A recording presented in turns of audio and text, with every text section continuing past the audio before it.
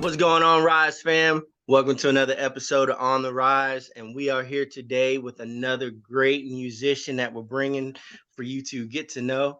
His name is Kyle, and he is the singer and guitarist of the band Our Sorrows. And tonight we're going to be talking about my man's solo project 125. So we've got some great information that we want you to know. We want you to get to know this band and this solo artist as well, so that you can get to hear this music and get something new up in your playlist. So here we go. Here we go. Thanks again, Kyle, for sitting down with us today, man. How you doing today? I'm doing good, man. I appreciate you guys having me. Oh, of course, man. Of course, of course. Well, let's just hop right up into it. Jake, you're the one that brought us this musician to our attention, man, and we are very happy that you did. So go ahead and kick it off for us. Yes, sir. Yeah. My buddy Sean, he told me about Kyle, how he is the musician virtuoso and how we needed to have him on our show tonight. So I was like, yeah, why not? So he was telling me a little bit about your solo project 125 and how you're kind of breaking away from what you typically play with Our Sorrows. Tell me kind of, how did you come up with the whole solo project idea? What was your influence? What's fueling your passion to kind of make something a little different? Sure. Yeah.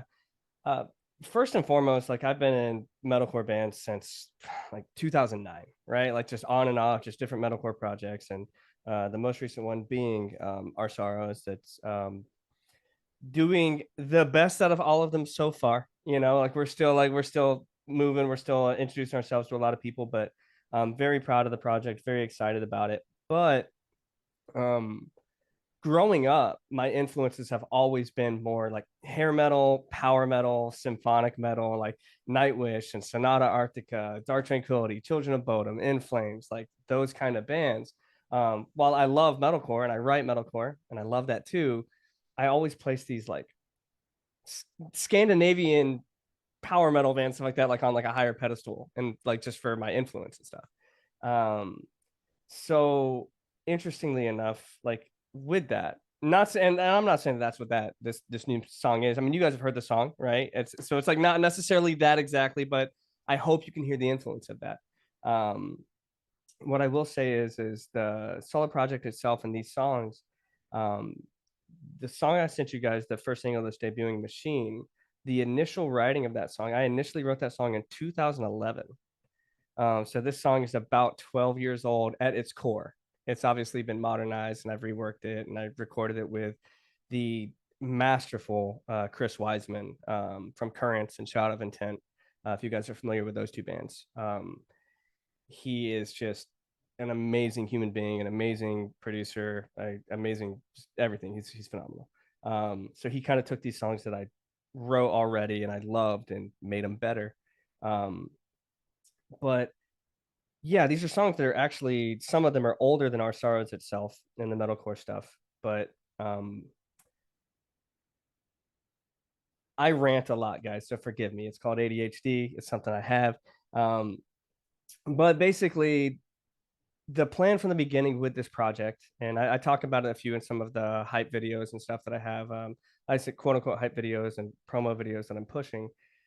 The initial plan of this project was I want an animated series. That was what I was pushing since the very, very beginning. So every single episode, or every single song is an episode of my animated series.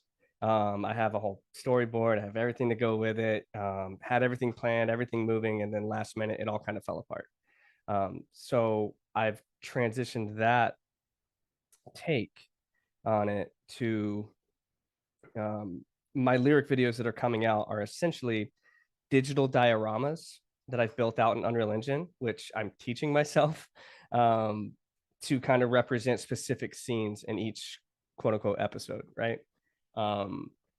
So I'm hoping I'm very happy with how they've come across. I'm very happy with the kind of the starting point of that. But yeah, man, I just wanted to write songs for on the music side of things. I just wanted to write songs that I wish I could listen to. Like that sounds like very self-serving and hopefully not too egotistical, but um it's an album that I look at as if I wanted to find a song to scratch a specific itch that I could not scratch in all the bands that I listen to and all the kinds of music that I love. I just couldn't find it. So I said, fuck it. Oh, I said, screw that. I'll do that myself. So yeah, I hopefully touched on everything you asked. Let me know if I missed anything. I'm so sorry. The motor gets going and it doesn't stop. All good. Yeah, that definitely covers it for sure. Now at the time of the recording, Machine is due out April 14th, correct? Yes, Friday. Okay, awesome. Now you said there is 4 songs in total? There's 8 songs in total. 8. Okay, cool. Yeah. So after Machine, what do you plan on doing next? Is there an immediate release? You're going to kind of delay it a little bit? Yeah, so the plan for now is every month, one every month. So I guess at the time of this airing, Machine will have been out. So I can say after everybody's heard Machine, just a teaser for that is the next song is called Fireflies. And that is going to be out, I believe, the second week of May. Very cool. Very cool. Yeah, well, I'm sure I definitely look forward to hearing more because from what I've heard of Machine, it's a banger. I really like it. Thank you. You're welcome. I just have a question though. How do you juggle it all? Coffee, lots of coffee. Not well. I do my best, but yeah, I do a significant part of the administration of our SARS. I'm not the only one. My co-owner, my co-founder of our SARS, Chris, he helps me juggle the administrative stuff with our SARS as well. Obviously, the solo stuff is all me. The 125 stuff is all me. But I have the luxury of having learned the lessons from running that stuff, if that makes sense. So juggling it is obviously I'm doing multiple things at once here, hands in different pots, but I have the luxury of basically saying, oh, this is what we did, so I can do this way, if that makes sense. So I actually have one more question. Can I see your hand tattoo? Which one? The red one? That's cool. Yeah. I'm trying to get it to where I can focus. Yeah, I'm a video game guy, as most stereotypical mid-30s metalcore musicians go. I'm obviously into anime and video games. So like this whole sleeve is Final Fantasy VII related, and then the hand tattoo is from an anime called Hellsing. Yeah, okay. So I like that. Video games is my thing too. So yes, by all means, Xbox. Let's vibe. Let's go. So what is gonna be your game console of choice? Let's go ahead. Let's start it off with that. Of all time or modern? Right now, just right now. today. Yeah. So for the past few years, I've actually just transitioned just to PC. But I was a PlayStation. I was a Sony for the growing up. It was PlayStation 1, PS2, PS3. I did play Xbox and 360 for like I bit the bullet to go Xbox for Halo, like at the time, right? Loved Halo, but I've typically been a Sony guy. I've typically been, oh, there it is, Master Chief. Yeah, I've typically been like I said before, I mean, my arms, both of my arms are Final Fantasy related. I have Final Fantasy tattoos all over my back, and that's been the series that really hit me. So traditionally, those are like Sony exclusives, right? So I've always been a Sony guy. Got you. How about you? What's your game of choice? Well, I'll tell you what. For the past couple of years, we've had PlayStations and Nintendo. Mhm. About 7, 8 years ago, when we was gaming hard, we had all the systems. Me and my wife play, so we had to have 2 of each. And as you can tell, it got expensive. So we had to Yeah, you got to cut back down just a little Yeah. bit. In this economy, it's a house or multiple consoles. Exactly. Yeah. Exactly. So we had to calm that down a little bit. But yeah, we still love the game. It's a great way to relax. Do you use it? I used to like to game a lot in between writing. If I decided to write a song, is that something that you find yourself doing all the time? Absolutely. I so I'm a big believer I'm a big believer in you cannot force yourself to be in a creative space. So, but I'm also a big believer in being productive. So, as somebody that had a problem, like as a child, where I only wanted to play video games and I didn't want to get anything else done, I only wanted to play video games. My criteria for myself, like what my conditions for myself are basically the first thing I'm going to do for the day, I'm going to start up my computer and I'm either going to work on a song that's in progress or I'm going to start writing a new one. If I'm not influenced and I'm just not feeling it, I'm not going to force it.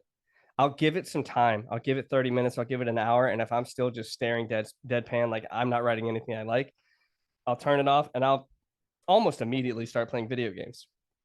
Or watching something. I've generally found when you try to force something too hard, and this is obviously different than when you're in the studio, which my argument for when you're in the studio is if I'm surrounded by, I mean, it depends on how many people, but if I have a producer in front of me or a producer and another artist or producer and like the other members of my band, then we're not solely relying on what's going on in my head, right? So like you can come up with something that's going to make me go, ooh, I like that. I have something now that I wouldn't have had otherwise. But if I'm by myself and I take that time away, and I'm full disclosure, I'm a League of Legends player. So and I have been for 12 years. So when I go and I say like, okay, I'm gonna play some League or something, or I'm gonna watch some anime, there's just something about taking that time out of that and kind of seeing other, I view it as other worlds that people have created, right? When you think about it, you're kind of like, whether you're playing a video game or you're watching some form of media, you're essentially observing another world that somebody else created, this kind of lore in this universe. So I just think of it as you subconsciously take in that information that you're getting and then kind of regurgitating it in a way to write. So you'll find that like some melody that you weren't going to write before, all of a sudden now it comes out of you when just an hour ago you couldn't get that same thing out of you. You know what I mean? Oh yeah, I totally get that, and I have to agree with you. You cannot force the creative process, otherwise it's not. I don't know how you want to say. It's not like It's stale. truly genuine. You know what I'm It's saying? stale. Yeah, exactly. It's you can write formula like that. So I could like go on a small tangent of 2010, I think is what it was. I think around 2010, I had a friend of mine by the name of Phil Reardon, Phil Gorgeous, who was the original singer From First to Last, if you guys remember that band. And I love Philip. Philip, I view as a big brother. There's a lot of people that have stuff to say about Philip. My experience with Philip is that's my big brother. He looked out for me in the hardest of times for me. Now, and Philip knows I'll say this about him. I love him, but he will promise things that aren't quite there. So what I was told is that I would be moving to LA to work on a songwriting team for just different artists, and that's what the plan was. I ended up in Garden Grove, which is not LA. For anybody familiar with Garden Grove, there's the Offspring song of about everybody's life falling apart. I forget the name of the song off the top of my head. That's about Garden Grove. So I go out to Garden Grove to be a part of this like songwriting. I love Philip. Philip, if you're watching this, and you're listening, I love you, brother. I just have to say it. Hey man, we're gonna go songwrite for Universal. We're going to songwrite for Universal. Let's go. I'm interested. You know, and so I get there and we're in Garden Grove and I'm in a house with a bunch of different producers and a bunch of different rappers. And hands down, everybody's so talented. And actually, fun fact, one of my roommates at the time, Dez, is I think he plays guitar for the band Zulu, if you guys are familiar with them. Phenomenal band. They're like just a super punk band, like punk hardcore band. Like you guys should check them out if you haven't already. But moved out there and I'm like, okay, we're going to write for Universal. That was not the case at all. I just ended up in a house with a bunch of other musicians, which was really cool. And it taught me a lot because it taught me how to write formulaically, which is when used as a tool, I think is very good. I think like, and like kind of what you were like, what we're talking about here is like, there's a time and place where you can say, I'm stuck, so I can use the formula to kickstart. But if you're using the formula as the core and the foundation, you end up with uninspired, stale, just sounds. I got you. No, I totally feel you on that one. I do. And let me talk about your upcoming series that you're doing on this Unreal Engine now. So, will this be something that you're gonna put out on YouTube as like a, like you said, once a month? Is it gonna be like a series, like a something that people can see for free? Or are you trying to do it for paid? Or like, what's the plan behind it? Sure. So the way I've kind of circumvented my my disappointment of not being able to secure the animated series, because realistically, that's, I'm disappointed. I have this whole thing that I wanted to do, and we just couldn't make it happen. Because you guys may or may not know this, animation is incredibly expensive, incredibly expensive. But the way I decided to do this is those Unreal Engine things that I'm doing, I'll call them light animations, because it's very, I'm not an animator, I'm not even proficient in Unreal, but what I've basically done is built out these dioramas. So these just like 3D scale scene concepts of particular scenes in like what I eventually hope to animate, right? But what I've done is I've overlaid the lyrics over top of them. So instead of just having a stale lyric video where it's like, here's the words on a background that doesn't matter, I essentially have a scene from each episode in the background.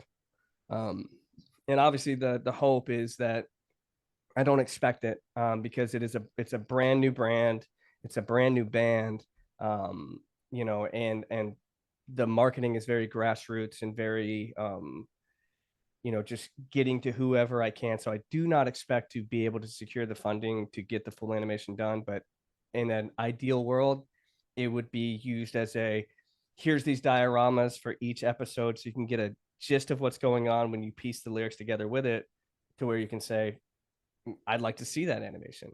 You know what I mean? So that's kind of the plan there. But yeah, it'll be every month. They'll be released with every single. Okay, that's cool, man.